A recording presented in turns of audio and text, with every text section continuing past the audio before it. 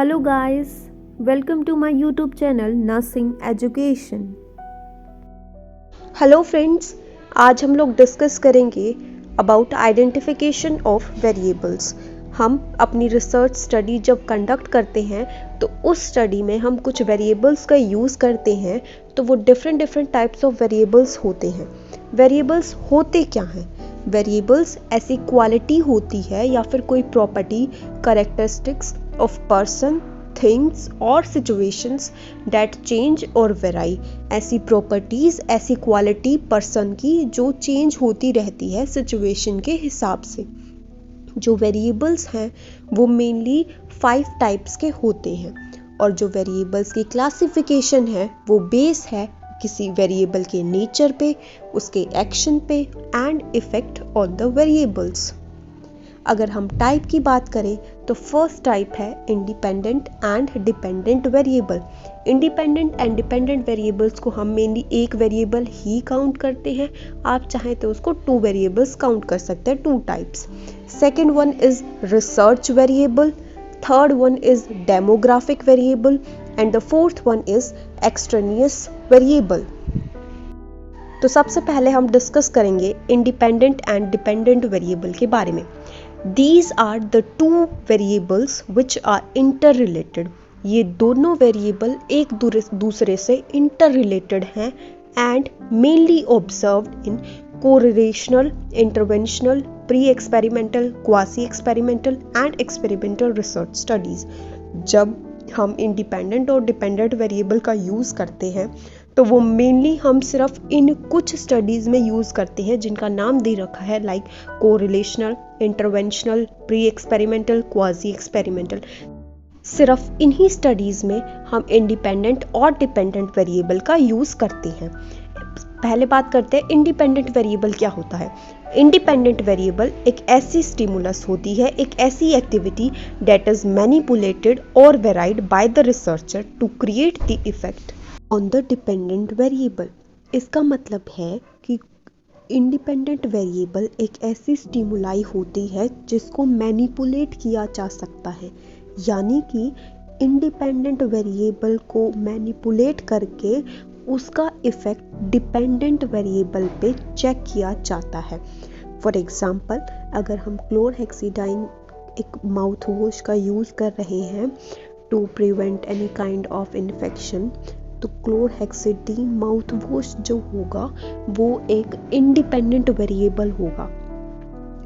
Independent variable को हम manipulate कर सकते हैं, लेकिन डिपेंडेंट वेरिएबल को हम कभी भी मैनिपुलेट नहीं कर सकते। जो इंडिपेंडेंट वेरिएबल होता है वो कॉज होता है। कोई भी चीज़ होती है तो वो इंडिपेंडेंट वेरिएबल उसका कॉज होगा, और उस कॉज की वजह से जो रिजल्ट आएगा, जो इफेक्ट आएगा, जो भी सक्सेस होगी, वो होता है dependent variable. Dependent variable, it is the outcome और response due to the effect of the independent variable. इसका मतलब जो आउटकम, जो रिस्पॉन्स, जो रिजल्ट इंडिपेंडेंट वेरिएबल के इफेक्ट की वजह से आता है वो डिपेंडेंट वेरिएबल होता है, विच रिसर्चर वांट्स टू प्रेडिक्ट और एक्सप्लेन। इन सिंपल शब्दों में कहूँ तो जो इफेक्ट आता है इंडिपेंडेंट वेरिएबल की वजह से उसको बोलते हैं डिपेंडेंट वेरिएबल। तो जो इंडिपेंडेंट और डिपेंडेंट वेरिएबल की टर्म्स है वो क्लियर होनी बहुत ज़रूरी है, क्योंकि आगे आपके रिसर्च सब्जेक्ट में ये क्वेश्चंस जो हैं वो बहुत इंपॉर्टेंट टॉपिक रहेगा। तो इंडिपेंडेंट और डिपेंडेंट वेरिएबल, इंडिपेंडेंट हमेशा इस बात से याद रखना कि जो इंडिपेंडेंट वेरिएबल है वो होता है कॉज, और जो डिपेंडेंट वेरिएबल है वो उस कॉज की वजह से आया हुआ रिजल्ट, इफेक्ट, आउटकम जो होगा वो होता है डिपेंडेंट वेरिएबल। नेक्स्ट बात करते हैं एग्जाम्पल की।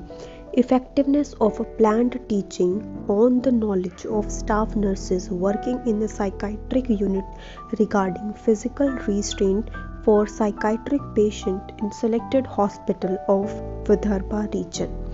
In this study, planned teaching is an independent variable and knowledge is the dependent variable।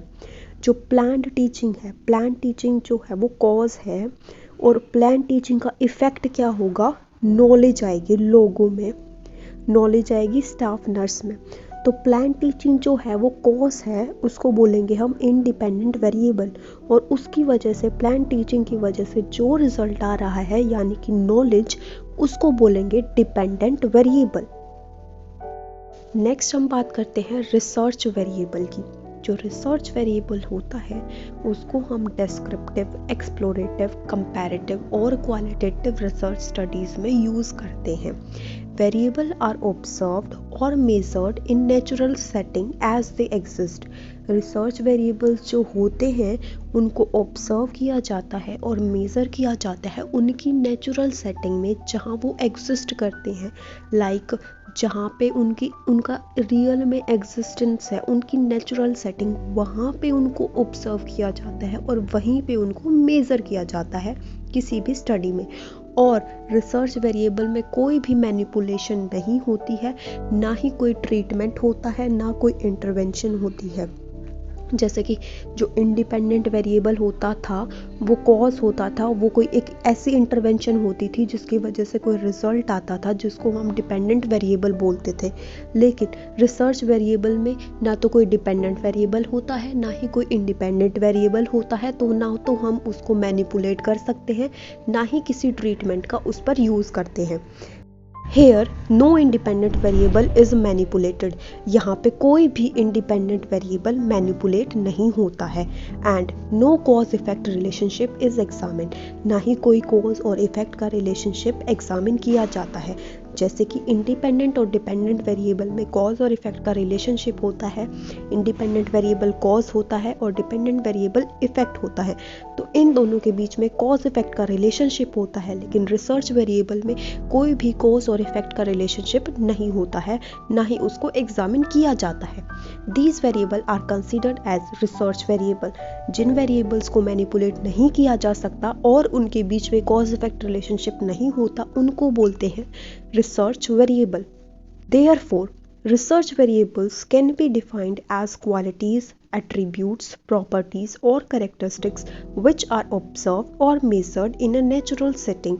यानी कि research variables को define किया जा सकता है वो qualities, वो properties जिनको उनकी natural setting में observe किया जाता है, examine किया जाता है और उनके ऊपर कोई भी manipulation नहीं होती और ना ही कोई कॉज और इफेक्ट का रिलेशनशिप एस्टेब्लिश होता है।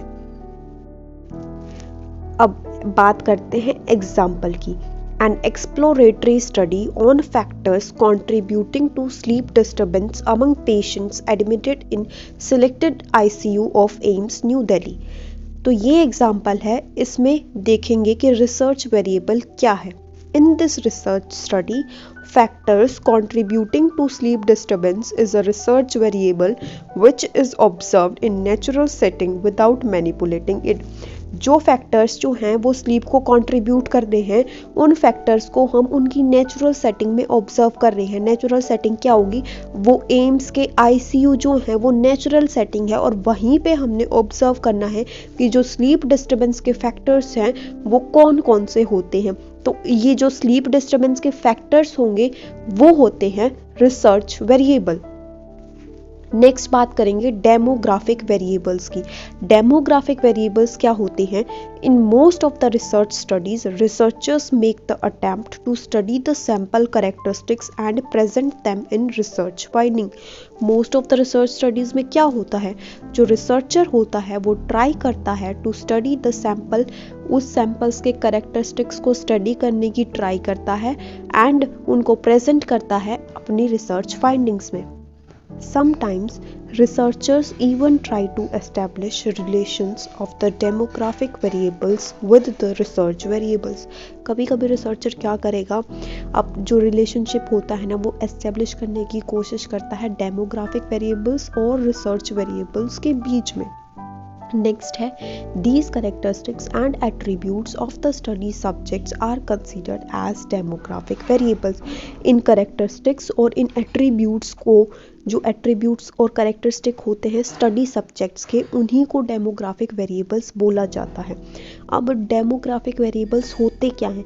जैसे कोई भी स्टडी कर रहे हैं हम तो किसी ह्यूमन पॉपुलेशन पे ही करेंगे, तो उस ह्यूमन पॉपुलेशन की एज, जेंडर, उनकी एजुकेशनल स्टेटस क्या है, उनका रिलीजन क्या है, सोशल क्लास क्या है, मैरिटल स्टेटस, मैरिड है, अनमैरिड है, विडो है, डिवोर्स है, या फिर वो किस हैबिटेट में रहते हैं, उनका क्या ऑक्यूपेशन है, उनकी इनकम कितनी है और उनका मेडिकल डायग्नोसिस क्या है। तो ये सारे होते हैं डेमोग्राफिक वेरिएबल्स। नेक्स्ट बात करते हैं एक्सट्रानियस वेरिएबल्स की। जो एक्सट्रानियस वेरिएबल्स होते हैं वो फैक्टर्स होते हैं which are not the part of the study but may affect the measurement of the study variable. जो एक्सटर्नल वेरिएबल्स होते हैं वो हमारी रिसर्च का पार्ट नहीं होते हैं, पर वो हमारी रिसर्च की जो फाइंडिंग्स आती हैं, रिसर्च का जो रिजल्ट आता है उसको अफेक्ट कर सकते हैं।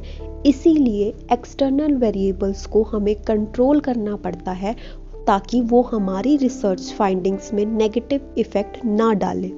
These variables are usually recognized and controlled।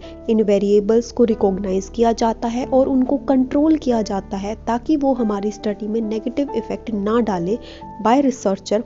इन चीज़ों को जो है ये वेरिएबल्स को रिकॉग्नाइज और कंट्रोल कौन करेगा? रिसर्चर करेगा। कौन कौन सी स्टडी में करेगा? क्वाजी एक्सपेरिमेंटल और एक्सपेरिमेंटल स्टडीज़ में। Generally, specific research design and sample inclusion and exclusion criteria are used to control the influence of external variable। यानी कि दे रखा है कि कुछ स्पेसिफिक रिसर्च डिज़ाइंस होते हैं, कुछ सैम्पल्स इंक्लूजन और एक्सक्लूजन्स होते हैं जिनको यूज़ किया जाता है ताकि कंट्रोल कर सके हम एक्सटर्नल वेरिएबल्स को। एक्सटर्नल वेरिएबल्स को कंट्रोल करना बहुत ज़रूरी होता है वरना वो हमारी स्टडी में नेगेटिव इफेक्ट डाल सकते हैं। एक्सटर्नल वेरिएबल्स के बारे में इतना याद करना काफ़ी रहेगा कि ये हमारी स्टडी का पार्ट नहीं होते पर ये हमारी स्टडी पे नेगेटिव इम्पैक्ट डाल सकते हैं, इसीलिए इनको रिकॉग्नाइज करके कंट्रोल करना बहुत इम्पोर्टेंट होता है। नेक्स्ट है इसका example. A study is conducted to assess the effect of two different pin site care protocols on prevention of pin site infection among patients with external skeletal fixation। इस study में जो pin site care protocol है वो एक independent variable है और जो pin site का इन्फेक्शन है वो डिपेंडेंट वेरिएबल है। अब जो डिपेंडेंट वेरिएबल है पिन साइट इन्फेक्शन वो इन्फ्लुएंस हो सकता है बाय सम अदर फैक्टर्स जैसे कि लो हीमोग्लोबिन लेवल और high blood sugar level among these patients. तो जो ये लो हीमोग्लोबिन लेवल है और हाई ब्लड शुगर लेवल है ये एक्सटर्नल वेरिएबल्स होंगे, तो इनको कंट्रोल करना काफ़ी इम्पॉर्टेंट हो जाता है ताकि ये हमारी रिसर्च स्टडी में नेगेटिव इफेक्ट ना डाले। हम इस स्टडी में जो स्टडी होती है हमारी, हम उसमें कम्प्लीटली ये स्टडी करते हैं कि जो इंडिपेंडेंट वेरिएबल है, कॉज है, उसका क्या इफेक्ट है डिपेंडेंट वेरिएबल पे, क्या रिजल्ट है। तो अगर कोई और एक्सटर्नल फैक्टर इसके बीच आ जाता है तो उसका इफेक्ट हमें पता नहीं चलेगा कि इंडिपेंडेंट वेरिएबल की वजह से ही वो रिजल्ट आया है या फिर कोई एक्सटर्नल वेरिएबल भी उस रिजल्ट के लिए रिस्पॉन्सिबल है। इसीलिए एक्सटर्नल वेरिएबल्स को कंट्रोल करना बहुत इम्पोर्टेंट है ताकि ये हमारी स्टडी को अफेक्ट ना करे और हम प्रॉपरली स्टडी कर पाए कि इंडिपेंडेंट वेरिएबल का डिपेंडेंट वेरिएबल पे क्या इफेक्ट होता है। तो आज हम लोगों ने डिस्कस किया different types of variable. First one था independent and dependent variable, next research variable, third one is demographic variable and the fourth and the last one is external variables. Variables बहुत इंपॉर्टेंट हैं तो इनको learn करके रखना। Thank you guys for watching the video and don't forget to like, comment, share and subscribe.